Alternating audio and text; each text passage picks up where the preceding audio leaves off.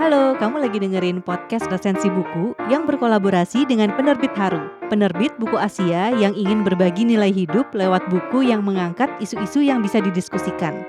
Podcast resensi buku ini juga berkolaborasi dengan penerbit Baca, Sira Media, dan Goshen Suara Indonesia. Di episode ini, kamu akan dengerin resensi dari teman-teman yang berpartisipasi di kompetisi.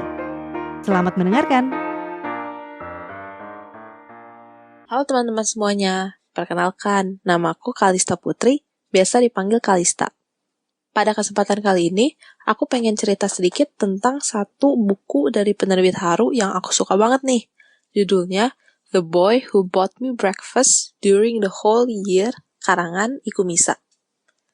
Jujur aku tertarik buat baca buku ini pertama kali karena judulnya, kan kalau ditranslate ke Indonesia itu artinya anak laki-laki yang memberikanku sarapan selama 1 tahun. Lucu gak sih? Maksudnya premisnya tentang cowok yang ngebeliin kita makanan selama 1 tahun. Kayaknya aku belum pernah ngedenger buku atau cerita lain dengan premis seperti ini gitu. Nah, buku ini sendiri tuh berasal dari negara Taiwan, sehingga masuk ke lini M-novel dari penerbit Haru, atau buku-buku terjemahan dari bahasa Mandarin. Nah, di Indonesia sendiri, buku ini baru terbit pada tahun 2019 yang lalu, dengan cover yang lucu banget. Warnanya tuh pink. Aku sih juga tertarik nih gara-gara warnanya yang lucu ini. Selain itu, ada juga ilustrasi makanan-makanan Taiwan yang bikin aku ngiler, dan ada juga ilustrasi karakter dari buku ini yang berbentuk manhwa atau tokoh komik Cina. Buku ini menceritakan tentang seorang pelajar SMA di Taiwan bernama Xiang Weixin. Xiang Weixin ini tuh anaknya ceria banget, positif, senang-senang lah, pokoknya santai kayak gitu. Nah, tapi dia punya teman yang namanya Fang Qiran. Fang Qiran ini tuh kebalikannya si Xiang Weixin. Si Fang Qiran ini tuh cuek, dia tuh kalau ngomong asal ceplas-ceplos, banyak orang yang sakit hati gara-gara dia ngomongnya asal ceplas-ceplos ini. Tapi Fang Qiran ini tuh super populer di sekolah karena dia tuh cantik banget. Banyak banget cowok-cowok yang ngejar si Fang Qiran ini. Salah satunya, seorang kakak kelas yang setiap hari memberikan makanan sarapan kepada Fang Qiran. Fang Qiran kan gak suka nih sama kakak kelas ini. Tentunya dia tolak dong.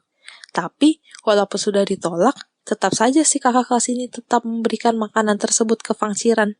Fang Qiran pun akhirnya capek nolak terus, jadinya menerima. Tapi gak dimakan sama si Fang Qiran. Yang ada, makanan tersebut itu dimakan oleh Xiang Weixin. Xiang Weixin ini suka banget makan, tapi dia suka kekurangan uang buat beli makanan. Nah, dari sinopsis yang barusan aku tadi ceritain, terlihat lucu banget kan ya? Nah, tapi emang bener kok, buku ini tuh ringan banget karena menceritakan tentang kehidupan sekolah, kehidupan SMA yang ringan, konfliknya nggak ada yang konflik yang berat, terus bahasa yang digunakan juga menggunakan bahasa yang santai, bahasa sehari-hari. Jadi pas aku baca pun aku nggak perlu mikir banyak, aku bener-bener have fun aja pas baca karena ini tuh ceritanya bukan cerita yang suram tapi malah cerita yang bright, cerita yang bahagia lah, seperti itu. Selain itu, dari judulnya aja udah kelihatan kan tentang sarapan. Pokoknya makanan, sarapan itu merupakan hal yang sentral dari buku ini. Sehingga banyak banget deskripsi-deskripsi tentang makanan sarapan di Taiwan yang aku baca, yang aku lihat dari buku ini. Aku jadi tahu bahwa budaya makan, budaya sarapan di Taiwan itu tuh emang kental banget. Jadi di Taiwan itu tuh banyak kedai-kedai khusus menjual sarapan-sarapan aja. Jadi setelah sarapan, toko itu bakal tutup. Nah, dari buku inilah aku tahu tentang budaya tersebut. Malah, saking banyaknya makanan-makanan yang disebutkan, tentang suasana-suasana bagaimana sih di kedai-kedai sarapan itu, aku selagi baca buku ini tuh aku sempat Google sedikit tentang cari-cari gambar-gambar kedai-kedai yang ada di Taiwan biar suasananya makin dapet. Nah, aku gak mau spoiler sih, tapi menurutku apa yang aku ekspektasikan sebelum baca buku ini tuh, wah, pokoknya tuh di luar perkiraan aku banget gitu. Jadi apa yang aku ekspektasikan tuh bener-bener dipecahkan. Jadi aku merasa terkejut dengan endingnya, karena aku gak mengira-ngira endingnya tuh bakal seperti itu gitu. Aku sama sekali nggak lihat bahwa hal tersebut akan terjadi. Buat kalian yang mau tahu apa sih sebenarnya, bisa banget baca langsung bukunya. Karena kalau aku kasih tahu pasti itu tuh spoiler yang sangat besar banget. Tapi pokoknya aku nggak nyangka bakalan endingnya seperti itu. Tapi sebenarnya kalau aku baca-baca lagi di halaman-halaman sebelumnya, emang sudah ada hint atau clue sedikit yang mengarah ke situ. Tapi akunya yang nggak notice gitu. Jadi aku terkejut banget pas endingnya itu terlihat.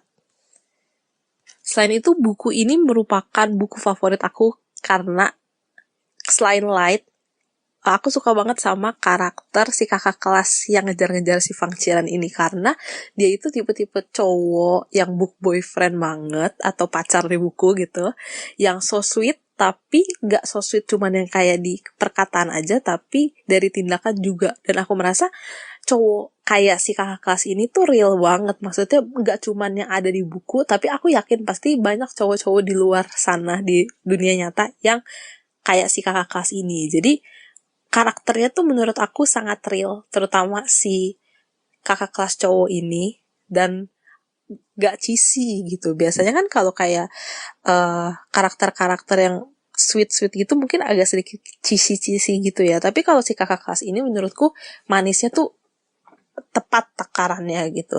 Aku banyak banget senyum-senyum sendiri pas lagi baca buku ini karena si kakak kelasnya ini. Nah, deskripsi-deskripsi makanan yang ada di buku ini tentang makanan-makanan sarapan di Taiwan itu bikin aku ngiler banget deh pokoknya pas baca buku ini tuh. Pokoknya pas aku lagi senyum-senyum terus tiba-tiba ada deskripsi makanan, terus aku jadi ngiler, terus senyum-senyum kayak gitu. Pokoknya buku ini tuh super light, super bikin seneng banget, bener-bener pick me up yang bisa bikin kita tuh jadi seneng lah pokoknya.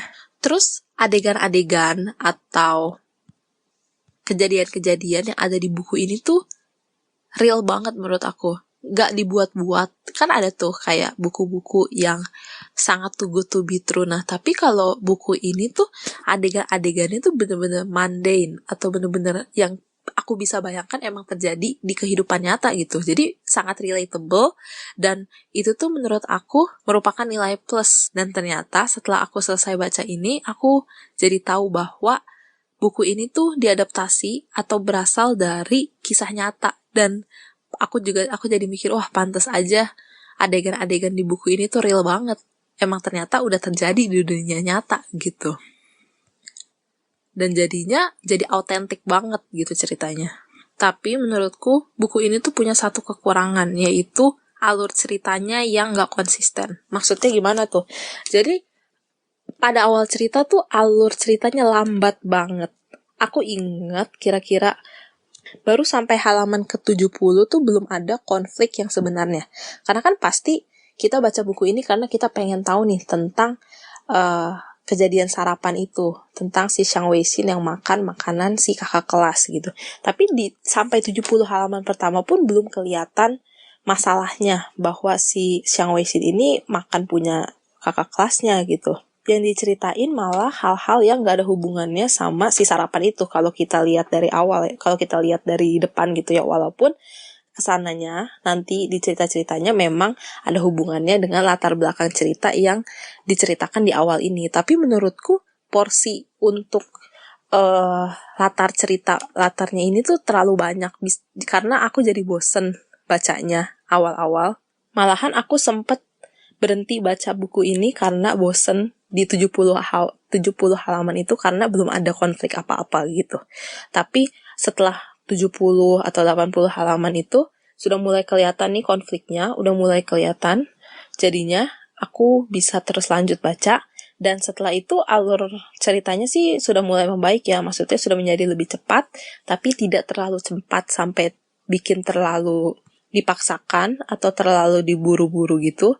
Jadi tepat, jadi awalnya tuh lambat, tapi lama-lama mulai membaik menjadi lebih cepat. Maka dari itu, aku memberikan buku ini itu 4,5 bintang.